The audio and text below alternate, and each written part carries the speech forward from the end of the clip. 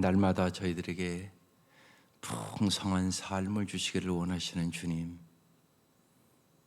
주님께서 이 아침도 우리의 영혼의 눈과 귀를 열어주셔서 저희들에게 말씀하시는 주의 음성을 잘 듣게 하여 주시고, 그 말씀대로 행함으로 반석 위에 우리의 인생의 집을 짓게 하여 주시고, 저희들을 날마다 축복의 통로로 사용하여 주옵소서. 이 아침도 간절한 우리의 기도를 주님은 듣고 계시고 알고 계시고, 우리에게 가장 좋은 때에 가장 좋은 것으로 주시는 분임을 조금도 의심하지 말고 기도하게 하시옵소서. 예수님 이름으로 기도드립니다. 아멘. 하나님 말씀 잠언 27장 14절부터 27절까지 합독하겠습니다. 잠언 27장 14절에서 27절까지입니다.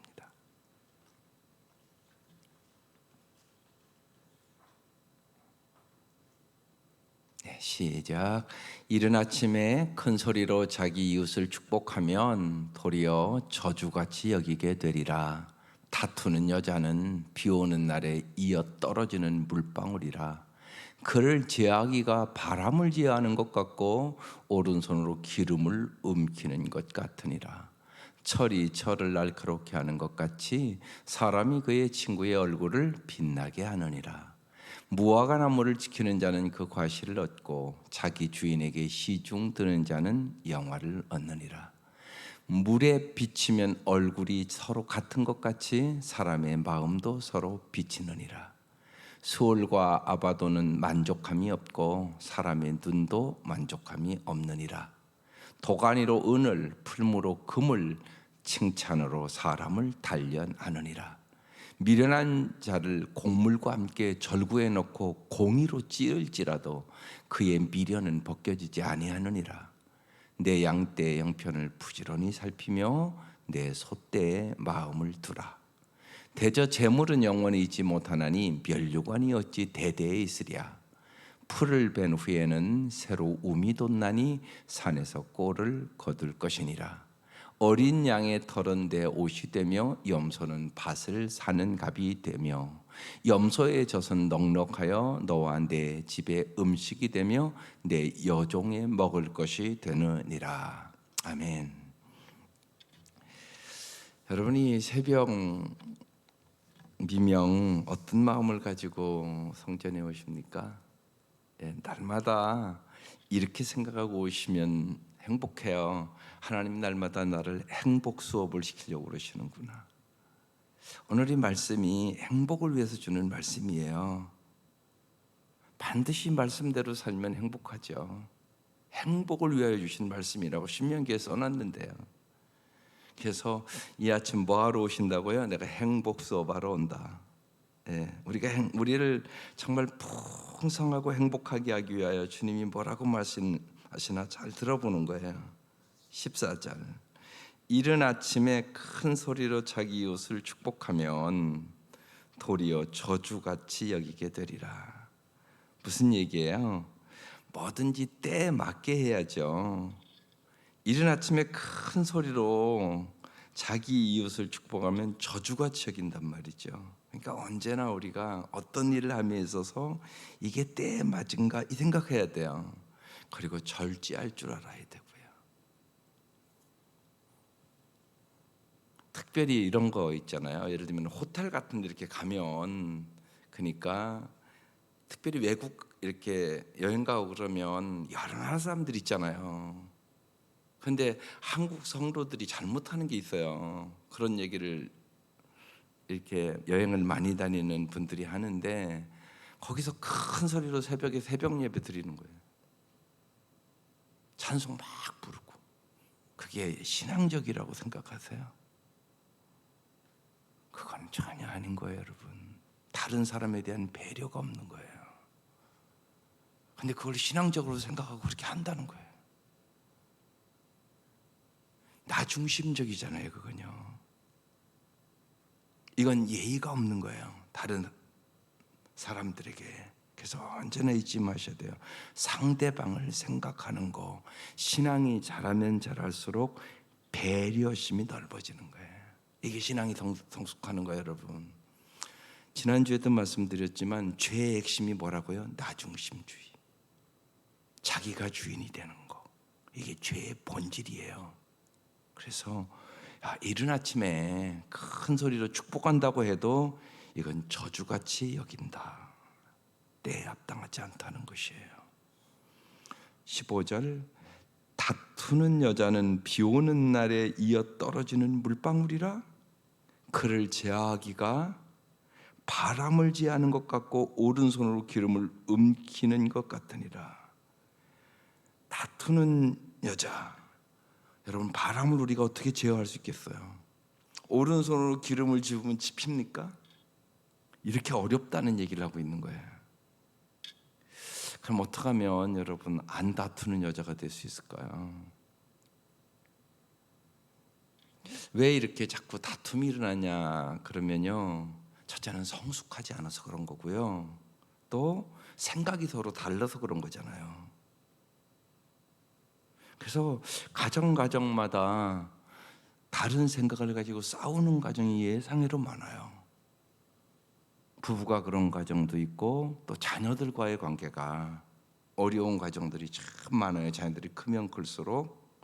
그래서 여러분 이건 잘 아셔야 돼요. 조금 깊이 말씀드릴게요.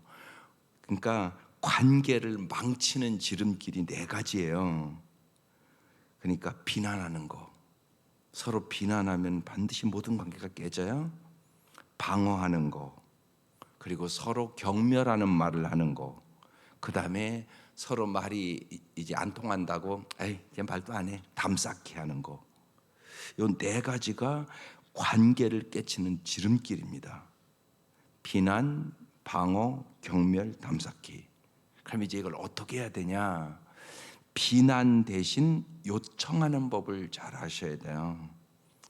요새 남편이 너무나 일중독이라 나에게 관심이 없어서 서운하다. 그럼 어떻게 해야 되겠어요? 여보, 내게 조금 더 관심을 보여줬으면 참 고맙겠어요. 이렇게 부드럽게 얘기해야 돼요.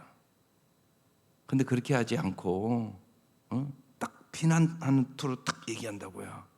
당신이 일밖에 몰라. 나에게 좀 관심을 가져달라고 이런 식으로 얘기를 한단 말이에요. 세게. 그러면 안 들어요. 언제나 비난 대신 부드럽게 요청하라. 2번째는 방어 대신 인정하라. 뭐라고 얘기하면 조금 이렇게 여유를 가지고 그래, 아니 내가 원래 그렇지 뭐, 아니 죄인이잖아 내가. 그러면서 이렇게 일단은 방어 대신 인정을 하는 거예요. 이게 2번째. 사람은 근데 누구나 다 방어하는 마음이 있단 말이에요. 방어 대신 얘기하는 걸 있는 그대로 인정해라. 3번째, 경멸 대신 호감과 존중을 표현하는 것이에요. 지금 이렇게 좀 부족해도 여러분 언제나 잊지 마셔요. 자기가 존중하는 만큼 존중하는 사람이 됩니다. 자녀들도 마찬가지입니다. 부모가 그래서 언제나 자녀의 단점만 보지 말고 장점을 볼 수 있는 눈을 열어야 합니다. 사람은 누구나 잠재력이 있습니다. 그 잠재력을 언제나 성경을 잘 보세요. 예수님도 딱 처음 시몬 베드로 만나는데 이름까지 바꿔주잖아요. 반석 딱 바꿔주잖아요. 언제나 예수님 잠재력을 보세요. 이게 참 중요합니다. 그래서 경멸 대신 호감과 존중을 표현하라. 마지막 담쌓기 대신 꼭 대화를 해야 되겠다. 대화를 잘 하려면 언제나 먼저 공감해 주는 거예요. 옳고 틀리고 이걸 먼저 분별하는 게 아니에요. 일단 그래 힘들다면 힘든 거. 이러면 곤란하다고요. 뭐 그런 걸 갖고 그러냐고. 아니라니까요. 일단 공감을 해주고 그 다음에 언제나 나전달법으로 말을 하는 게 참 중요해요. 나전달법이라는 것은 뭐냐? 내 생각은 이렇다. 이걸 표현하는 거예요. 그러니까 예를 들어서 차를 타고 가는데 너무 남편이 과속을 한다 그러면 여보 천천히 가 이러면 기분 나빠요. 또 심하면 사고 나겠어, 이건 더 기분 나쁜 얘기예요. 그렇게 말하면 안 돼요.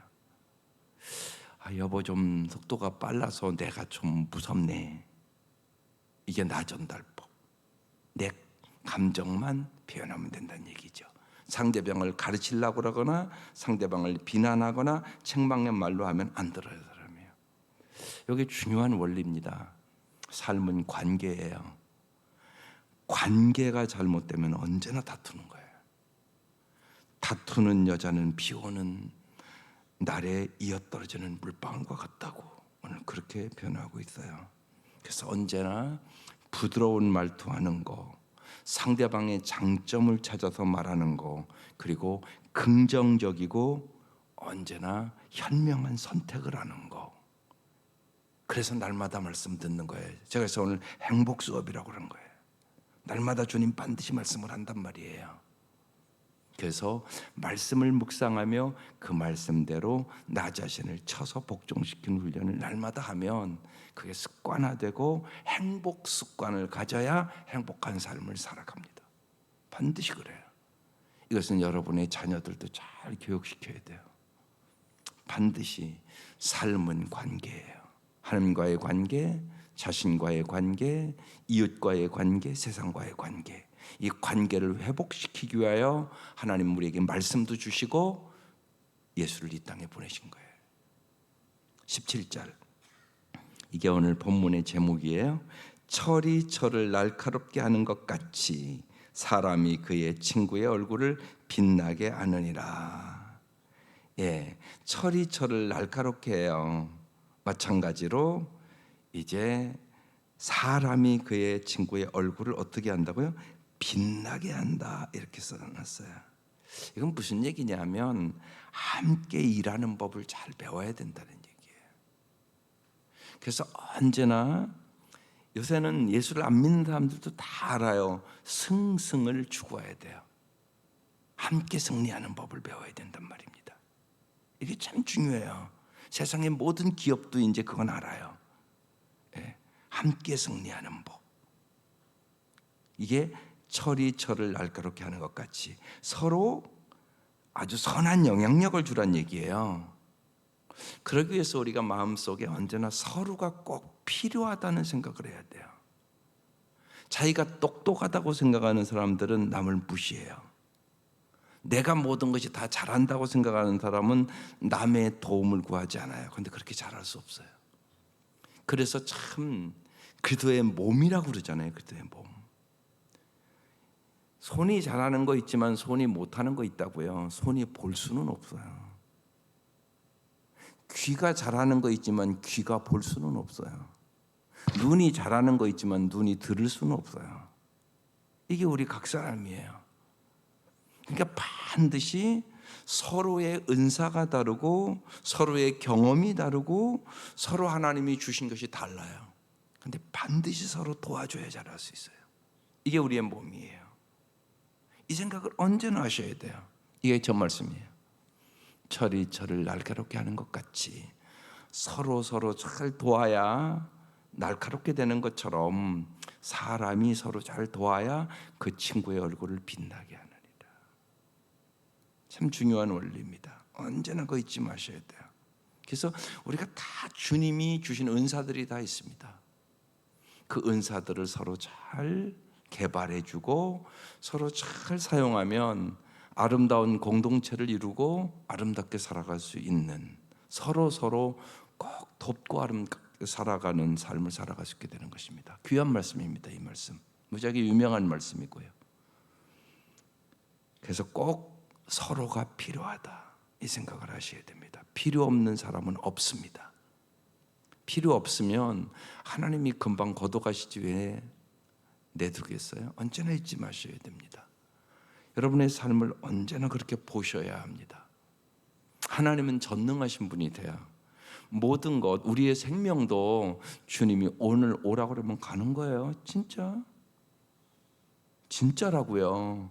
주님이 오라고 하면 오늘 가야 되는 거라고요. 우리의 생명이라는 것이. 근데 주님이 아직 생명을 이 땅에 내둔 건 내가 할 일이 있어서 주님이 이루고자 하는 뜻이 있는 거예요. 그래서 언제나 서로 잘 돕고 서로의 필요성을 인정하고 서로 아름다운 영향력을 미치면서 정말 사람들의 얼굴을 빛나게 해주시는 그게 복의 통로가 되는 거예요. 나를 통하여 저 친구의 얼굴이 빛났으면 좋겠어, 기뻤으면 좋겠어, 행복했으면 좋겠어. 그래서 전도도 하는 거잖아요. 그럼 왜 전도합니까? 정말 예수만이 이번 주 주보에 쓴 것처럼 정말 변치 않는 무조건적인 사랑을 줄 수 있는 분, 예수님만이 삶의 목적과 의미를 줄 수 있는 분, 예수님만이 오직 길이요 진리요 생명임을 확실히 믿는 사람은 그 길이 행복에 있으니까 전도 안 할 수 없는 거예요. 여러분 다 자녀들 행복하기를 원하잖아요. 그런데 행복 여러분이 줄 수 있는 거 아니잖아요. 또 돈만 번다고 행복해지는 것도 아니잖아요. 실제로 보면요. 그래서 예수 전하는 거예요. 왜? 예수님만이 진실로 행복을 주시는 분임을 내가 믿으니까. 이 확신이 없는 사람 전도 안 하는 거죠. 전도 못 하는 거죠. 보면 자기도 확신이 없는데. 근데 진짜라고요. 여러분 예수님만이 행복 줘요. 여러분도 또 마찬가지예요. 예수님 아는 만큼 행복을 누려요. 그래서 지난주에 말씀드린 거예요. 성경 열심히 알기를 사모하라고, 성경을 통하여 하나님 아는 거라고. 그러면 더 열심히 성경을 읽고 정말 사모해야죠. 이게 중요하단 말이에요. 그러니까 언제나 여러분의 삶에 모든 일이 일어나요. 근데 그때 생각해 보라고요. 내가 이 일을 통하여 더 주님을 가까이 하고 주님을 더 알아가나? 이건 행복의 길로 가는 거예요. 근데 내 삶에 이런 사건들이 있었는데 주님으로부터 멀어졌다? 그럼 그 행복한 길 아니에요. 잘못 생각한 것이에요. 아주 중요해요. 결혼도 마찬가지예요. 하나님을 가까이 할 수 있는 결혼이라면 그건 행복으로 가는 길이에요. 근데 우리가 결혼하고 하나님보다 더 멀어졌다? 이건 절대 행복의 길이 아니에요. 여러분 잊지 마세요. 행복은 하나님이 주시는 거예요. 인간이 노력으로 얻는 게 아니에요, 여러분. 그걸 잊지 마셔야 돼요. 하나님을 위해서 가까이 함이 최고의 복이라고. 분별을 그렇게 하면 돼요. 내가 어떤 일들을 결정할 때 이렇게 하면 내가 정말 더 주님 앞에 가까이 갈 수 있겠다. 그래서 사도 바울은 사실 그 얘기하는 거예요. 결혼하면 어떻게 하면 아내를 기쁘게 할까? 이 생각 어떻게 안 해요? 당연히 해야죠. 그래서 결혼을 안 할 수 있으면 안 하는 게 좋다. 그렇게 얘기를 하는 거예요, 사도 바울이요. 그러니까 중심이 언제나 하나님이에요, 하나님. 기준이 하나님이라고요. 내가 결정하는 일들이 하나님을 더 사랑하고 하나님을 더 가까이 하고 하나님의 더 풍성한 은혜 속에 살 수 있을까? 그럼 올바른 결정하는 거예요. 그런데 이 결정을 해서 하나님으로부터 멀어지고 더 여러 가지로 하나님과의 관계가 더 좋아지지 않는다? 그러면 멈춰서야 돼요. 올바른 선택이 아니에요, 그건요. 언제나 잊지 마셔야 돼요. 그게 참 중요해요, 보면. 이제 연세가 드셔서 예를 들면 요새는 이제 황혼 이혼도 많지만 늦게 결혼할 수도 있어요. 왜냐하면 90세 100세 사는 시대니까. 그러나 그 생각 잘 하세요. 내가 하나님과 더 가까이, 저분과 가까이 갈 수 있으면 오케이. 근데 이게 내가 더 재질을 받고 더 힘들어지고 예를 들면 하나님과의 관계가 어려워진다? 그럼 아니에요, 그거. 더 어려워져요. 그 생각 꼭 하셔야 됩니다, 여러분. 그러니까 어떤 것을 결정하는데 언제나 하나님 중심으로 결정하란 말이에요. 그래야 어떤 일이냐? 얼굴이 빛나게 됩니다. 우리의 얼굴을 빛나게 하시는 분 하나님 하시는 것이에요. 무화과나무를 지키는 자는 그 과실을 먹고, 성실히 일하는 자를 얘기하는 거예요. 자기 주인에게 시중드는 자는 영화를 얻느니라. 자기 주인에게 시중드는 자, 종은 언제나 주인의 명예를 생각하는 사람이에요. 우리가 하나님의 종이죠. 그러니까 언제나 하나님의 명예를 생각하는 거예요. 하나님과 하나님의 성품에 내가 하는 일이 영광이 되는가? 이때 뭐라고요? 주인에게 시중된 자는 영화를 얻게 되는 것이에요. 19절, 물에 비치면 얼굴이 서로 같은 것 같이 사람의 마음도 서로 비치느니라. 예.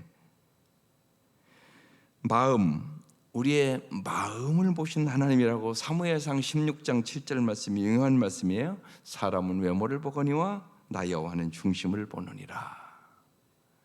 예, 하나님이 중심을 보세요. 그래서 여기 사람의 마음도 서로 비치느니라. 그래서 언제나 하나님 앞에, 하나님 말씀 앞에 우리의 마음을 언제나 비춰보는 것이 참 중요해요. 특별히 이 마음을 잘 볼 수 있기 위해서 주님의 지혜를 구해야 되고, 특별히 하나님의 평가는 우리의 평가와 조금 달라요. 그래서 하나님 앞에 물어보셔야 돼요. 언제나 우리는 마음을 잘 못 보니까 하나님이 마음을 보시거든요. 그러니까 하나님은 정확하게 사람을 알아요. 우리는 정확하게 몰라요. 알 수가 없어요, 우리는. 그래서 언제나 하나님 앞에 잘 물어보는 것이 참 중요하고, 특별히 내 경험과 인간에게는 다 편견이 있어요. 편견이. 그래서 잠재력을 못 보는 거거든요. 그래서 마음을 보시는 주님 앞에 물어보고, 특별히 자녀들을 기르고 그럴 때는 그에게 반드시 잠재력이 있어요. 그것을 볼 수 있는 지혜를 구하셔야 돼요. 아주 중요합니다. 부모의 한마디 말이 자녀들의 앞길을 바꿔요. 그래서 참 중요합니다. 특별히 또 가르치는 위치에 있는 사람들은 무지하게 중요해요. 선생님의 말 한마디가 인생을 바꿨다는 얘기를 많이 듣잖아요. 그렇게 중요한 거예요. 그래서 마음을 보신 하나님 앞에 언제나 물어볼 수 있기를 바랍니다. 20절, 수월과 아바도는 만족함이 없고 사람의 눈도 만족함이 없느니라. 그래요. 사람은 언제나요, 조금 더 끊임없이 욕심을 부려요. 이게 우리의 모습이거든요. 그래서 교회에서 특별히 자꾸 하는 훈련이 뭐예요? 감사 훈련하는 거예요. 주님이 범사에 감사라고 말씀하시잖아요. 사람은 언제나 없는 것을 가지고 불평해요. 이건 어김이 없어요. 뭐도 없고 자꾸 그런단 말이에요. 언제나 어떤 훈련을 해야 되냐? 있는 것을 가지고 감사할 줄 아는 훈련. 이게 무지하게 중요한 훈련이에요. 그렇지 않으면 어떻게 감사할 수 있겠어요? 거기에 눈이 열려야 돼요. 그리고 하나님이 원하시면 다 줄 수 있다는 사실도 믿으셔야 돼요. 하나님이 안 줄 때는 안 주는 의미가 있는 거죠. 넓게 얘기하면 인생은 봄, 여름, 가을, 겨울이잖아요. 봄의 기쁨이 있고 여름의 기쁨이 있고 가을의 기쁨이 있고 겨울의 기쁨이 있는 거예요. 예. 그러니까 눈의 아름다움도 있죠. 또 나무 하나를 봐도 그렇잖아요. 겨울을 지나야 그 나무가 단단해지거든요. 인생도 마찬가지예요. 인생도 어려움을 겪으면서 단단해지는 거예요.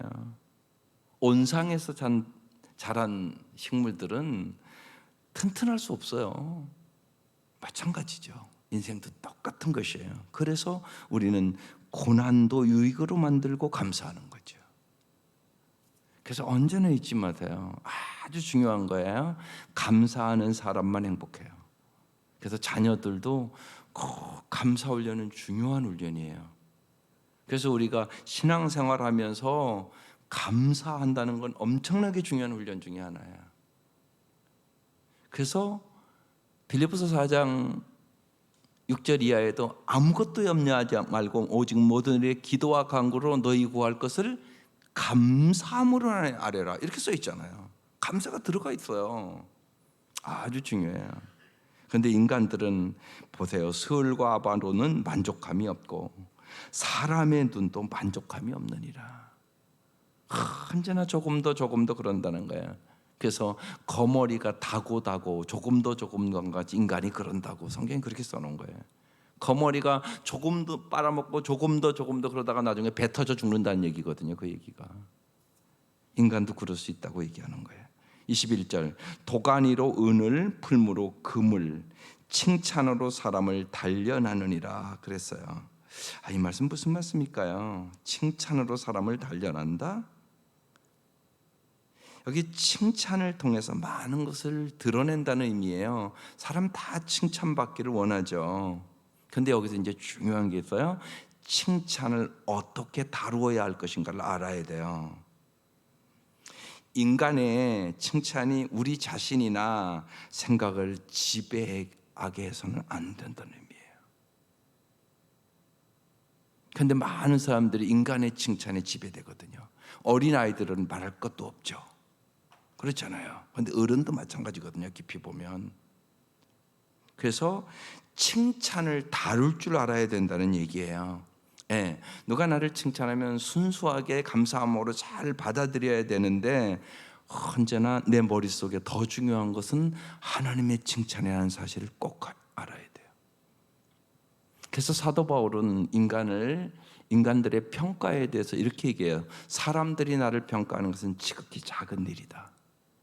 내가 나 자신을 평가하는 것도 올바른 것이 아니다. 내가 죄인임을 알으니까. 하나님의 평가만이 올바른 평가다.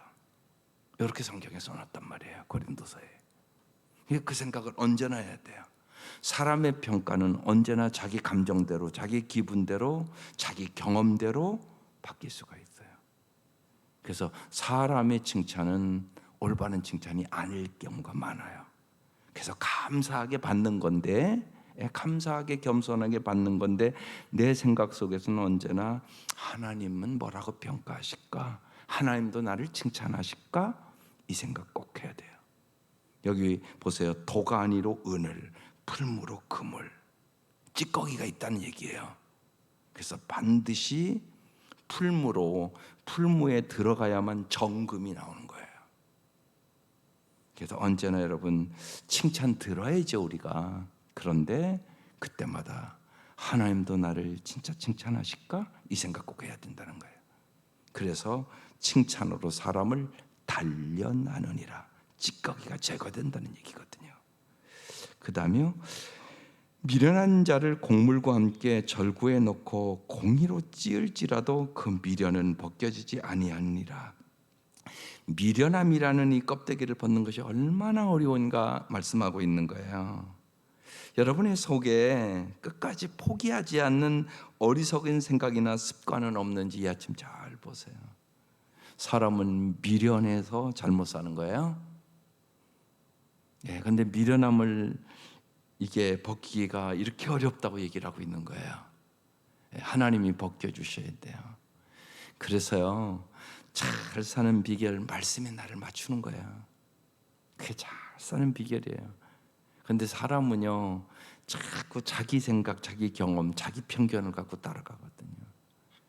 그래서 말씀 앞에 자꾸 서야 돼요. 나 자신을요. 내가 미련한 자가 아닌가, 내가 이 미련함이 벗겨지지 않은 게 아닌가, 이 생각하는 거죠. 오늘 이 말씀. 그래서 여러분 속에 포기하지 않은 어리석은 생각이나 습관이 있으면 고쳐야 된단 말이에요. 그 얘기를 하고 있는 거예요. 그러니까 언제나 말씀에 나 자신을 쳐서 복종시켜야 돼요. 이게 자기를 부인하는 거예요. 십자가를 지는 거예요. 자기가 죽어야 되거든요. 내가 안 죽어서 문제가 되는 거거든요. 23절, 이건 이제 일에 대한 거예요. 내 양떼의 양편을 부지런히 살피며 내 소떼의 마음을 둬라. 양떼를 치는 사람들이 부지런히 살펴야죠. 진짜 얼마나 부지런히 살피는지 모르거든요. 그리고 내 소떼의 마음을 둬야 양이 잘 자라고, 그리고 소가 잘 자란단 말이에요. 그러면 이제 바로 금방 보세요. 재물과 연관을 시키잖아요. 대저 재물은 영원히 있지 못하나니 면류관이 어찌 대대에 있으랴. 풀을 뺀 후에는 새로 움이 돋나니 산에서 꼴을 거둘 것이니라. 양을 잘 치면 어린 양의 털은 내 옷이 되며, 그렇게 되겠죠. 염소는 밭을 사는 갑이 되며, 소떼의 마음을 두고 잘 치면 염소의 젖은 넉넉하여 너와 내 집의 음식이 되며 내 여종의 먹을 것이 되느니라. 내가 양떼를 정말 부지런히 잘 피고 소떼의 마음을 두고 성실히 열심히 일하면 네가 풍성한 것을 받을 수가 있다, 이 말씀하는 거예요. 한마디로 지혜로운 청지기가 되라는 거예요. 여러분, 우리는 언제나 하나님 보시기에 지혜로운 청지기로 살아가는 거예요. 이것이 참 중요한 삶의 원리예요. 네, 오늘 여러 가지 말씀을 하고 있어요. 특별히 오늘 제목이 철을 날카롭게 하든, 사람들에게 언제나 선한 영향을 주는 사람, 공동체가 되어야 되고요. 서로의 성장을 잘 도와줄 수 있는. 그래서 주님 말씀을 이렇게 잘 보면 주님이 날마다 우리에게 행복 연습을 시켜요. 여러분, 날마다 하나님이 행복을 주는 말씀임을 굳게 믿고 이 말씀 앞에 날마다 행복 연습을 하세요. 날마다 하는 겁니다. 하루아침에 되는 게 아니에요. 여러분, 한 사람의 성품이 아름다워지는 게 어떻게 하루에 돼요? 10년, 20년 걸리는 거예요. 그래야 성품이 아름다워지는 거예요. 아름다운 성품을 가지면 복의 통로가 되는 거죠. 그래서 날마다 말씀 앞에 행복 연습을 잘 하심으로 하루하루 더 행복한 삶을 살아갈 수 있기를 주의 이름으로 축원합니다. 기도드리겠습니다. 하나님 아버지, 날마다 주님께서 주시는 말씀이 진실로 행복을 위한 말씀임을 깨닫게 하여 주셔서, 무엇보다도 주님 우리에게 하늘의 지혜를 주셔서 우리의 말투가 날마다 온유하고 겸손하게 부드러운 말투가 될 수 있도록 도와주시고, 상대방의 장점을 볼 수 있는 눈을 열어주시고, 날마다 주님 주시는 은혜가 한량없음을 깨닫고 감사함으로 살아갈 수 있도록 도와주시고, 우리의 생각과 말과 우리의 삶이 언제나 긍정적이고 지혜로운 선택을 할 수 있도록 은혜를 베풀어 주옵소서. 이 아침 귀한 예물들 받아주시고 간절한 기도의 제목에 주님 응답하여 주시며, 날마다 주의 말씀을 붙잡고 기도할 때마다 고난이 유익이 되게 하여 주시고 진실로 축복이 되게 하여 주옵소서. 예수님 이름으로 기도드립니다. 아멘.